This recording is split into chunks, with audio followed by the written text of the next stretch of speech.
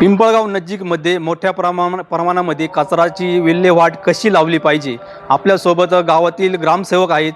त्या ग्रामसेवकांची काय माहिती आहे आपण त्यांच्याकडनं जाणून घेऊयात। काय सांगाल तुम्ही, जी कचरा हा जो होत आहे, नागरिक करतात आणि घंटागाडी देखील चालू आहे, त्या घंटागाडीमध्ये हा कचरा का टाकला जात नाही आणि तुम्ही नागरिकांना काय सांगाल?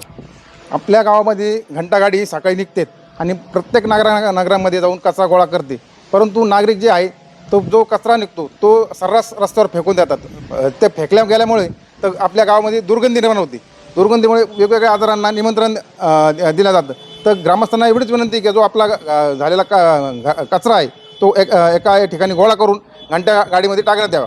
आणि वेळापुरवठा जे काम चालू आहे तर तिची रहदारी जी आहे ते नगरांमधून गेलेली आहे। तर ते आपल्या भूमिगत गटर झाले आहे, पाईपलाईन झालेले, मोठमोठे वाहनं त्याच्यातून गेल्यामुळे ते आपले ते चेंबर पण फुटून गेलेले। चेंबर फुटल्यामुळे त्याच्यामध्ये कचरा अटकलेला आहे आणि ते चेंबर पूर्णपणे चॉकअप झालेले। तर ग्रामपंचायत याचे काम करते आणि करत राहणार, याच्या पुढं पण करत राहते। पण फक्त नागरिकांना एवढंच आव्हान आहे की आपण जो कचरा साचल तो आपल्या घंटागाडीमध्ये टाकण्यात यावा। नागरिकांना हेच आव्हान आहे का जो कचरा आहे तो कचरा व्यवस्थितपणे घंटागाडीमध्येच गेला पाहिजे, जेणेकरून जे आपलं आरोग्य आहे ते आपलं आरोग्य अबाधित राहील। कॅमेरामन राजरत्नसह रवींद्र जाधव, LS मराठी, लासलगाव।